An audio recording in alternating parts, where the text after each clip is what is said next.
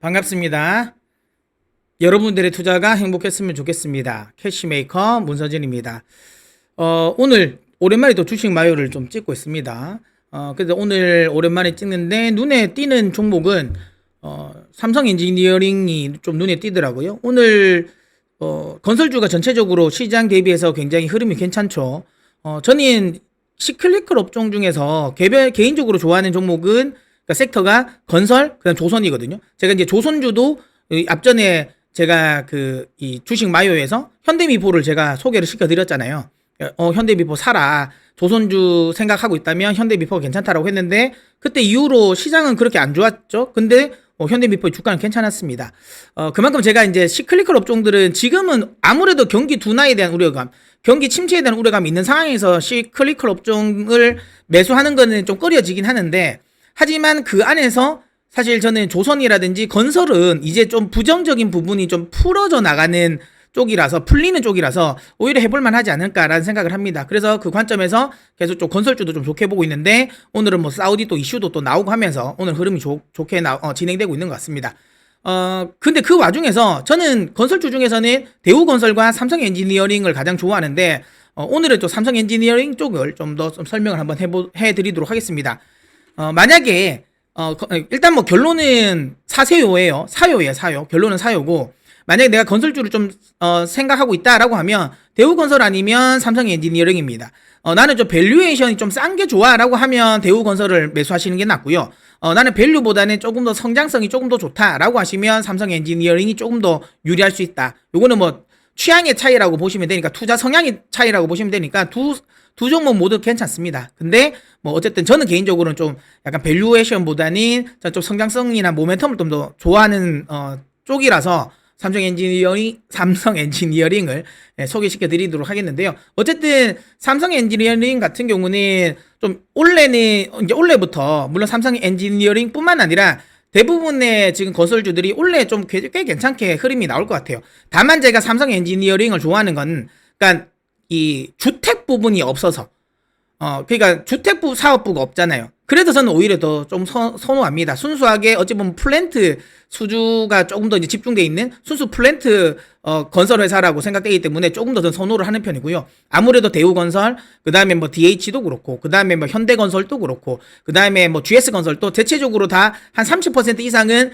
다 이제 이 주택 부분이 있잖아요. 근데 주택 부분은 아직까지는 조금 불편한 사항이 있습니다. 물론 정권이 바뀌면서 조금 더 이제 부동산 관련 부분을 좀 민간에 조금 더 이양을 시켜주려고 하고는 있는데 최근에 발표되는 부동산 정책 같은 경우가 이게 급격하게 뭔가 변화를 줄 것 같다고 생각했었는데 막상 뚜껑을 열어보니까 급격한 변화는 아니죠. 조금 이제 완만하게 천천히 좀 시장 눈치 보면서 변화시키겠다라는 거지 않습니까? 뭐 그런 것도 있고 그 다음에 물론 이제 건자재 가격 상승에 대한 우려감은 이제는 많이 꺾였어요. 이제는 많이 꺾였지만 아직까지는 분양가 상한제에 역시나 걸려 있습니다. 이거 뭐 원희룡 국토부 장관이 이거 바꾸겠다라고 했는데 아직까지는 조금 더 명확하게 구체적인 사항이 아직 안 나와 있기 때문에 요거 분양가 상한제에 대한 부분도 좀 살짝 걸리고 있기 때문에 그래서 저는 국내 쪽에 대한 그러니까 주택 부분이 없는 게 오히려 지금 시점은 더 좋은 것 같아요. 그래서 저는 삼성 엔지니어링을 좀 소개를 좀 시켜드리고 특히 지금 올해 같은 경우는 삼성 엔지니어링의 수주에 대한 모멘텀이 굉장히 강합니다.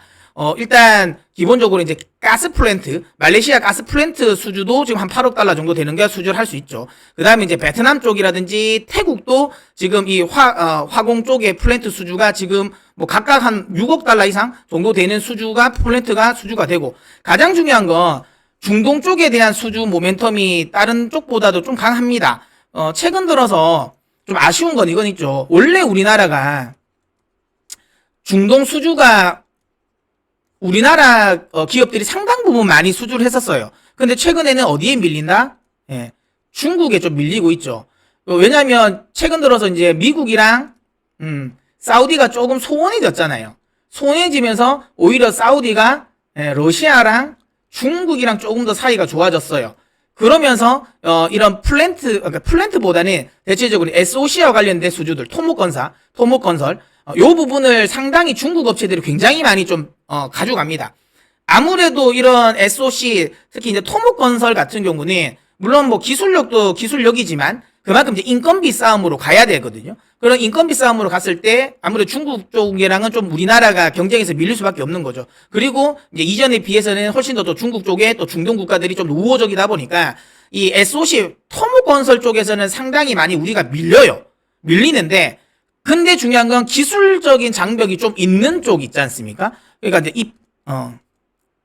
EPC, 그러니까 이제 이런 플랜트 수주, 화공 쪽에 이런 플랜트 수주와 관련된 부분은 여전히 우리나라가 좀 더 긍정적이다라고 보시면 되고요. 특히 이런 EPC 쪽에서도 LNG 터미널과 관련된 부분에 있어서의 또 기술력은 뭐 대우건설이라든지 삼성 엔지니어링이라든지 아니면 뭐 현대건설 같은 경우가 굉장히 높죠. 그러다 보니까 최근에 아시는 것처럼 지금 이제 에너지 이런 이 패러다임이 확 바뀌고 있잖아요. 특히 LNG와 관련된 부분에 있어서 수주가 굉장히 늘어날 수밖에 없고, 특히 미국은 지금까지 LNG를 많이 수출을 안 했어요. 근데 이제 LNG를 또 수출을 해야 되는 과정으로 생겨버렸죠. 아무래도 유럽이 미국산 LNG를 많이 이제 수입을 할 거니까. 그럼 결국에는 수출을 하려면 배만 필요한 게 아닙니다. LNG를 수출을 하기 위해서는 결국에는 그 LNG 터미널이 필요하거든요.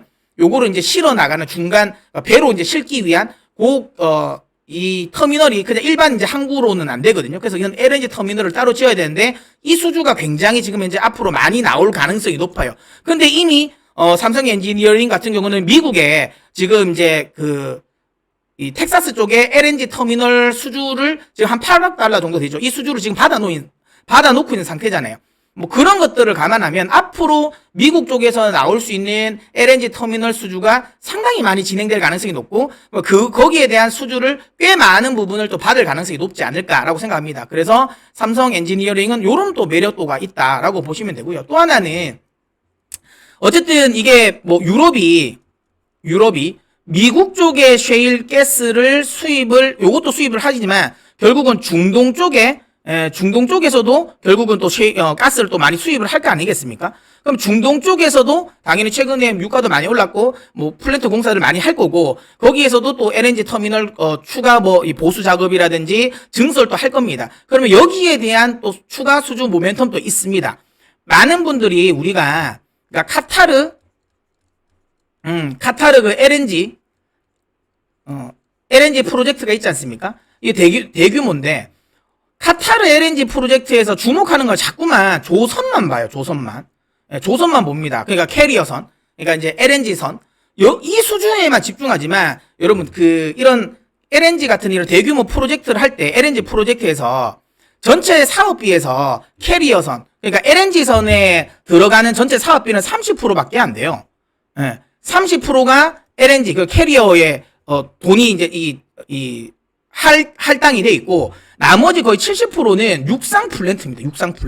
그러니까 육상으로 말 그대로 이제 그러니까 LNG 터미널 짓고, 그 다음에 이제 그러니까 송유관 같은 거 좀 끌어오고 뭐 이런 것들이지 않습니까? 그러니까 육상 플랜트에 배당돼 있는 게 70%예요. 사업이. 그러니까 훨씬 더 이쪽이 더 커요. 그러니까 카타르 수주와 관련돼서 전 조선 여전히 좋게 봅니다. 그러니까 조선만 집중할 게 아니라 이런 우리나라 국내에 이런 기술력이 있는 EPC 업체들은 덩달아 같이 관심을 가져야 되고, 거기에 어쨌든 수혜가 될 수 있는 건 저는 삼성 엔지니어링이라 보기 때문에 이쪽도 그런 관점에서 본다면 삼성 엔지니어링도 꽤 괜찮은 종목이다라고 보고 있습니다. 다만 이제 삼성 엔지니어링의 좀 단점, 그러니까 약간 리스크 사항은 결국에는 또 여기서뿐만 아니라 그러니까 삼성전자가 좀 증설을 해야지 또 수주가 좀 많이 나오는데, 아무래도 최근 들어서는 삼성전자의 이제 반도체 라인의 증설에 대한 부분이 조금 더디다 보니까 그게 상대적으로 주가를 좀 못 가게 누른 요인이라고 보는데, 이건 역시도 사실 이제 내년도를 생각을 한다면 결국에는 반도체 증설이라든지 팹 라인을 이제 증설하는 이 효과는 분명히 올 수밖에 없죠. 결국에는 이제 뭐 파운드리 쪽도 지금은 계속 뭐 속도는 조금 더뎌졌겠지만 그래도 어쨌든 방향성은 계속 파운드리를 늘리는 쪽이니까 그 수주도 결국엔 계속 따박따박 들어올 겁니다. 그렇다면 오히려 지금이 저는 저점이지 않을까라는 생각에 한번 매수의 관점에서 한번 접근해 보셔도 된다라고 보고요. 1차는 한 27,000원, 기술적인 저항이 있는 한 27,000원까지는 충분히 노려볼 만하다라고 보고, 좀 장기적으로 끌고 간다면 이 종목 같은 경우는 종고점 정도까지의 수준은 한번 노려볼 만하다. 그러니까 여기 보시면 좀 길게 늘어놓다 보면 한 4만원 라인, 장기적으로 본다면 요 4만원 라인까지는 충분히 한번 도달해 볼 수 있다.